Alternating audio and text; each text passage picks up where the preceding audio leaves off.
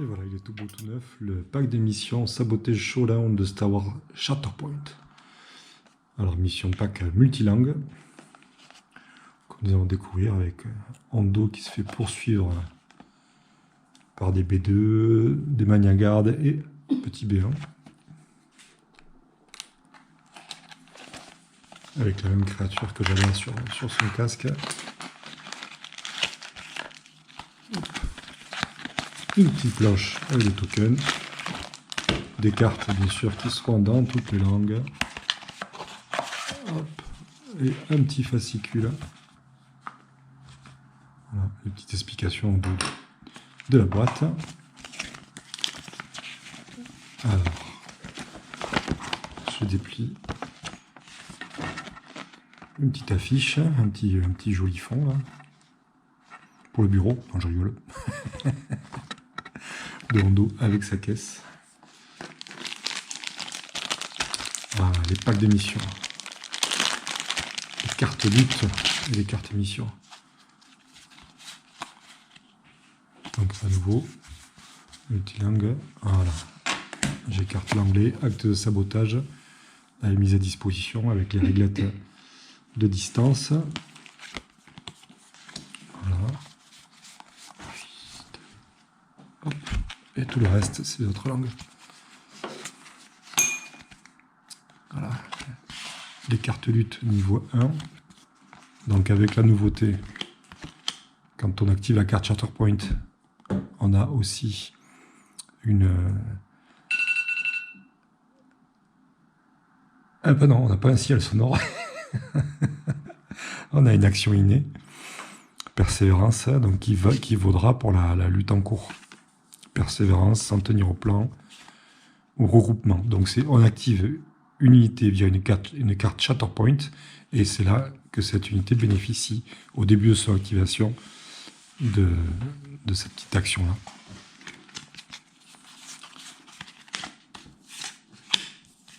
Après, on retrouve donc regroupement, s'en tenir au plan et persévérance sur les cartes de lutte 2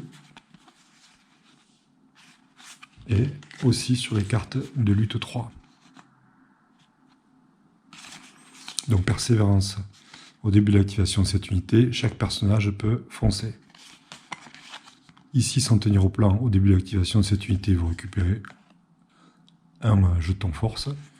Et là, au début de l'activation de cette unité, elle peut se retirer de dégâts ou se retirer un état. Donc c'est pas un soin, hein, c'est pas sur quelqu'un d'autre, c'est sur soi-même. Donc c'est sur l'unité qui est activée par Shatterpoint.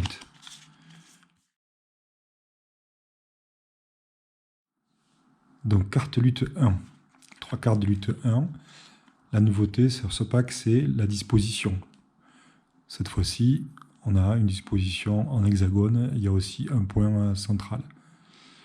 Mais sur la première lutte, ce sont tous les points en périphérie de l'hexagone qui vont être actifs. La seule différence entre les trois, c'est donc la capacité qui sera activée en début d'activation via la carte Shatterpoint. La lutte 2, alors c'est comme le premier pack de mission. Le perdant de la lutte 1 choisit l'un ou l'autre des côtés.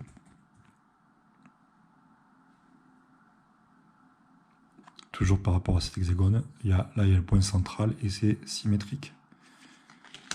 Ici le point central et une symétrie aussi sur la verticalité. Là il n'y a pas le point central et c'est juste décalé ou d'un côté ou de l'autre.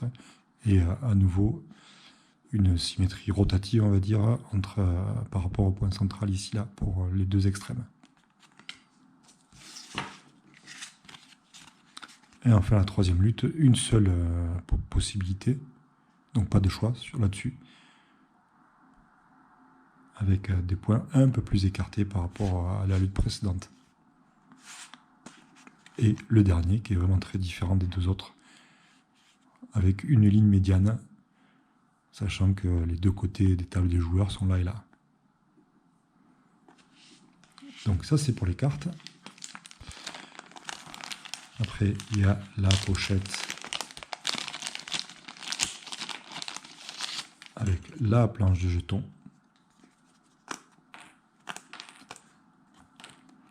des petits pions recto verso pour marquer les objectifs prioritaires. Là aussi, ça c'est des pions pour marquer l'objectif que vous allez tirer en début de round à chaque lutte 2 et 3 pour déterminer lequel marquera 2 points. Et ils ont dû se rendre compte qu'il manquait des points de dégâts, que souvent vos 6 unités, il n'y avait pas assez pour marquer, surtout si les unités à socle multiple. Ça vous fait 8 figurines sur la table, 8 et 8, 16, donc ça peut vite monter à... Enfin, s'il y a des dégâts un peu partout, vous pouvez être en manque de points de dégâts, quoi. Merci pour ce visionnage pour les cartes Shatterpoint. Ce soir, il y aura un petit test de partie avec les copains. Je vais essayer de filmer pour faire un montage pour le premier rapport de bataille de Shatterpoint sur la chaîne Gunther and Friends. Allez, passez une bonne journée ou une bonne soirée si c'est le soir que vous visionnez cette petite vidéo. Merci à tous les gars et surtout, amusez-vous bien, toujours.